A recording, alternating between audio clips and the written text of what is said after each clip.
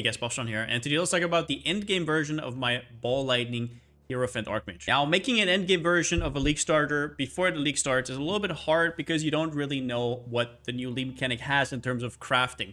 So everything I throw out here is kind of like a shot in the dark a little bit, but this is what we kind of min-maxed on stream together. And I also got inspired by Spicy Sushi on this one quite a bit with his Impulsa's gameplay that made me want to switch to it. We're going to talk about that as well. And yeah, let's just go over it. So let me just introduce the build to you real quickly. If you guys have seen the last version of my last PoB, that was kind of like a normal non-crit Kitava's first version, right? As you can see right here, I'm Ellie Overload.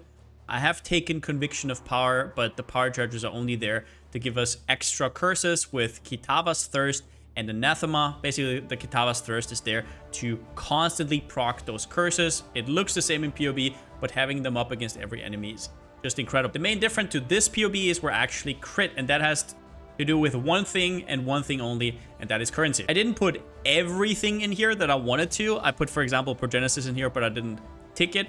But most things, just so you have something to strive for.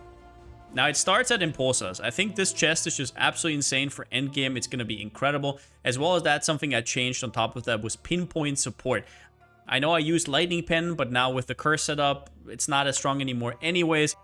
And pinpoint just gives you additional projectiles. The reason I didn't like pinpoint on the original version is that if you don't have enough damage to back that up, like the less damage while mapping is kind of annoying. And sure, you could say just stand still, but you never want to do that. So that's why it's back here. But just so you know, if you don't like the playstyle, I really liked it once I have enough damage. But if you don't, also totally fine. Now, in terms of items, if we start here, this is basically the same one that I had before, just two changes. The first one is if you can, you want to get lightning damage from the Veil Orb. And that's basically because Impulsas, the explosion, is not a spell, but it scales from your lightning damage. It is lightning damage after all. And as well as that, it has a crit chance roll. Now, this one is only like tier 3 or something, or even tier 4, but you get the gist. I also just realized I forgot the Harvest Enchant, so that's also definitely something you want to do. If you can get it to 30 quality and then Harvest Enchant, that is huge. The 30 quality, you'll only get if you craft it yourself, most likely though.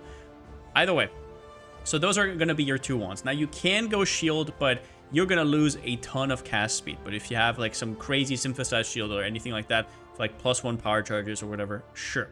Kitava's First, this one is with one of the many corruptions that you can get. +2 to curses is very strong. +2 to AoE is pretty okay. I think only Assassin's Mark does not get counted as that. And then here we have Lightning Leech, which alleviates a lot of things.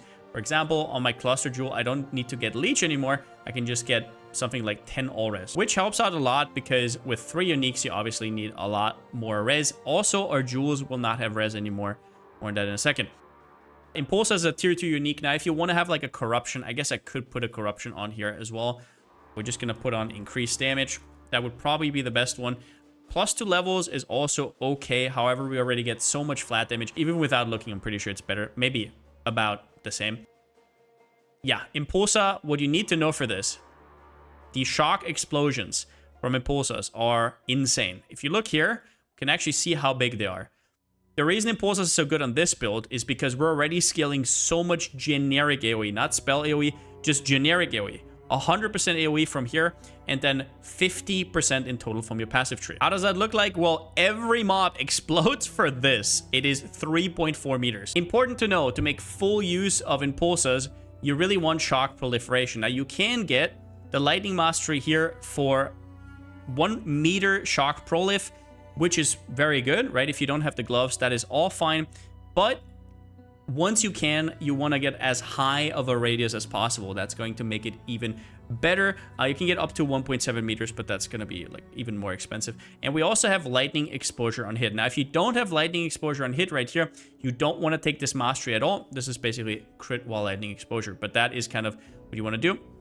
And the optimal craft would be to get the Alva mod with critical strike chance against shocked enemies and lightning res, and then basically just craft your suffixes first. Then you're probably just going to work with Eldritch Exalted Orbs, right? All that good stuff to get a life, a mana roll, and then just end it with Energy Shield. On top of that, we are going for a Blue Pearl Amulet right here. We want a ton of mana regen to kind of make up for some of our problems. You can also go for Strangle Grasp. So if you guys don't know, right now, You can go for Strangle Grasp and then just get all these Journey Tattoos, right? They give 30 mana per allocated Journey Tattoo. That comes up to a ton of mana, and it is more damage. However, Strangle Grasp and those Journey Tattoos, I don't know, that could be, we could be talking 50 plus divines for one gear piece. So I put it in here, but usually the Blue Pearl will be a little bit safer. Then the one rare ring that we have, we definitely want Cast Speed. We want to get Mana Regen if we can. And then a life roll and a mana roll. As you can see right here on all my jewelry, I have the Fertile Catalyst for the extra mana and life.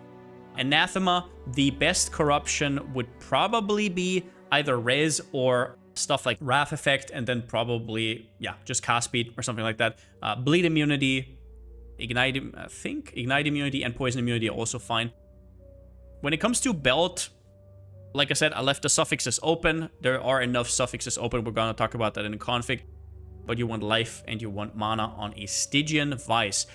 If you can, probably the easiest way to get your Corrupted Blood would be on your Hypnotic Eye Jewel or just on your Abyss Jewel in general, because it's going to be hard to get that mod and crit multi, which we definitely want from normal jewels. So if you can get that in your Stygian Vice, but you need to get Corrupted Blood immunity from somewhere. As for flasks, all I did here is really increase the rolls. This is perfect movement speed, perfect cast speed, almost perfect reduced effect of curses, and then almost perfect increased critical strike chance. We obviously want a diamond flask right now. Now, if you have a Progenesis, I'm not 100% sure what you want to cut, because getting Tri-Ellie flask is really nice, but you'll have to experiment around with that. I don't think you want to cut either diamond or quicksilver. Also, I don't have a quartz flask anymore, so if you really want to, once you get Progenesis, you can also just say no to ruby and topaz and just go Progenesis and throw your quartz flask back in. Maybe that's what I'm gonna do as well. I think it's gonna feel fine without phasing, but who knows. And then obviously Taste of Hate, which I actually forgot to put on max roll right here. Then in terms of jewels, the cluster jewels we're gonna go over in the passive tree. Important to note, the way I pathed, I can't get down to Unwavering Stance anymore. So what I did instead is I went for Immutable Force. People actually told me that this is a very good replacement, especially if you're not a channeling skill. Now, how high you have to get on this, I have no idea how good of a roll. That's just something we're going to have to try out. And if it doesn't work out, we might also try to go for chance to avoid being stunned. There is a Dexterity Tattoo, for example, that gives you 10% per, and there's a Flask mod, so maybe if we have to do that, we got to do it. Then there's a Watcher's Eye in here. Now, I didn't really put a second mod here. This might actually be a little bit confusing. This is basically a no-no. Yeah, every Wrath mod and every Clarity mod goes. If I had to guess, this mod alone is going to be very expensive. Basically just getting another 10% Mind over Matter. If you want to put more stuff in there, whatever you can get, right? Like a Wrath mod, for example, would be incredible. Like 100% increased crit. That is a huge damage increase. In fact, let's just put it here. Let's just make it clear right now. Maybe lightning damage as well, but I'm just going to put that here for now. But yeah, there's a lot of mods that are good. Lightning damage, everything, right? And then the last one is Milton Faith. That's also in the passive tree. As for the jewels, as much crit multi or mana as you can get. That's basically it. Life is also okay, but it's mostly mana and crit multi that you're looking for. Cast speed is eh. Resistances can be good if they can open up some suffixes, but that is about it. As for the passive tree, that one has changed quite a bit. So we have now abandoned all of this down here. Arcane Cloak is now only up 61% of the time instead of 64% of the time because we don't have this node right here anymore, but that is usually worth it. We also lost 10% recoup, but it is what it is, right? This whole spiel down here is just incredibly hard to keep up. It's so many points. If you want to go crit, you basically have to do it, right? Oh, I actually forgot to put this off, sorry. And yeah, I can't even take these nodes here, which are also incredible. Annihilation, right? So there's just so many points I would love to take. These mediums are very strong. Now, one of these mediums would probably be the first thing to cut. Important to know about them is that the chance to deal double damage is actually incredible with shock because you get better shocks or higher shocks, whatever you want to call it. And quick getaway is just a very feel-good node, some movement speed and some cast speed. But in terms of your large clusters, there's really two options. You always want Scintillating Idea. Now, you would want Leech from here with the Doriani's Lesson, but if you have Leech from the helmet already or somewhere else, you can go for Prismatic Heart here. However, otherwise, you definitely want Oriani's Lesson. If you don't have Life Leech, you're going to get absolutely destroyed, okay? It's very, very important. The other option as well would be to go for a cluster like this. So if you have ever seen these are 12 passive clusters with effect, with mana, with attack and cast speed, with lightning skills. It's incredible. You can also get some res, chaos res, whatever you want to. But these can go up to like 100 divines because they are incredibly, incredibly hard to craft. So I put them in here, but it is quite wild. And if you had that jewel, you would probably cut one of your clusters or maybe repath. So you can, for example, path here and cut all of this out if you really want to. Now, what else changed? Our mana cost is still pretty competitive. We were able to cut those small nodes. We obviously took the crit cluster up here with the 25 crit multi against uniques. Just absolutely incredible. We got the 60% shock against enemies with lightning exposure. If you don't have lightning exposure, obviously don't take it. Other than that, I'm not really sure anything changed over there. Oh yeah, we got this cluster. Obviously, high voltage is ridiculous cluster, and that's where our shock effect value is. Oh yeah, and I almost forgot, we have a Militant Faith right here, and this is a Dominus Militant Faith. Now, we're not a power charge stacker, so Inner Conviction is not a game changer, but I mean, 1 point for 12% more damage. We're not getting any frenzy charges anyways, because Blood Rage is super annoying with degenning our energy shield and stuff. I mean, it's really strong, right? Other than that, it also gives you reduced cost of skills. So if you see, if I untick this, now that we're not down here anymore with Dreamer, it's actually very important. We also were able to cut these two nodes, which are not very efficient. And then we also get a ton of resistances from it. You can also get elemental damage or whatever if you're already capped. And yeah, that's about that. In terms of our skill gems, like I said earlier, so the first thing is we got Awakened Spell Echo.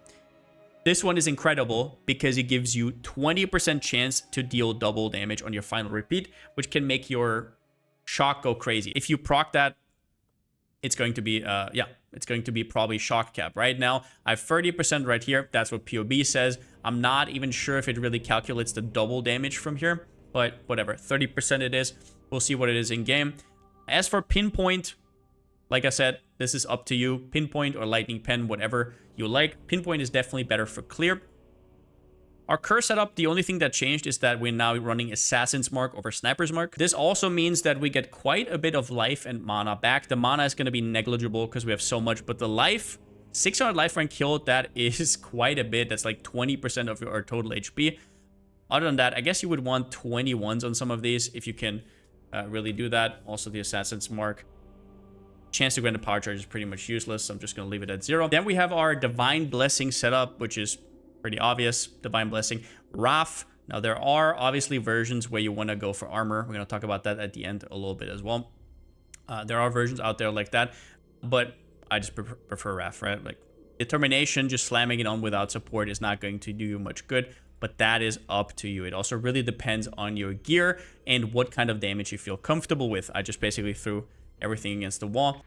Then we have Frostblink of Wintry Blast. Now, I didn't actually count the gems. We might be one off. So if you're one off, just remove the Culling Strike. It doesn't really happen. It's just like whenever I have something open, I'm just going to untick it. It's not important. If you have any better ideas, go for it. Clarity, in case you guys are asking why I'm going Divine Blessing over Eternal Blessing, that is because otherwise I would have to put Arrogance on Clarity, and that would bring my life down a little bit too much for my tastes. But also up to you. Sigil of Power, I put Increased Duration. If you cannot support that, also remove that. Not super important. And then Arcane Cloak, right now there is no automation support, but I am going to automate it. So that's why this is actually a 4-link. Now, if you want to go tank here, another thing you can do is you can actually replace your Wrath with Determination and then go for a Energized Armor setup. This is what that would mean. Probably also go the armor also applies to chaos damage taken from hits, and then you go Energized Armor in this jewel slot, and you will get quite a bit of armor from that. Energized Armor basically increased introductions to energy shield are transformed to armor at 200% of their value. So as you can see right here, you're not getting much right now, but that is because all my bases are not there and because Determination is not there. Definitely something good if you want to get a little bit more tanky. The main issue here is that Kitaba's first has a little bit of armor, but Impulsa's has none. That is, I think, a little bit of an issue, so I think you might have to decide between going Impulsa's or going determination route, I think Impulse is going to be so much goddamn fun. But if it turns out that tier 17s are way too rippy, then I might just have to bite the bullet and we might have to do that. Like I said, this is all just preliminary. Now, I wrote some other stuff down here at the end if you're interested.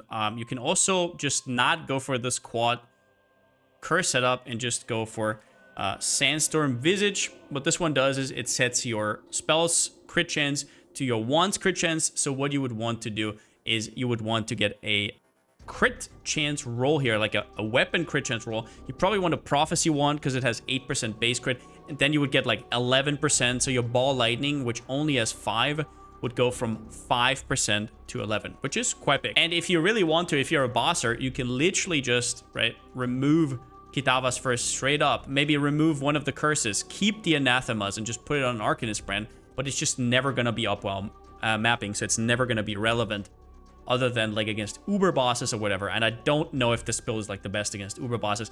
You could probably edge out like 100 million or something, but that's about it. Now, another thing you can test out is Replica Soul Tether. This one has Corrupted Soul. Now, if you guys don't know what this does, is it makes it so 50% of non-chaos damage taken is actually bypassing the energy shield.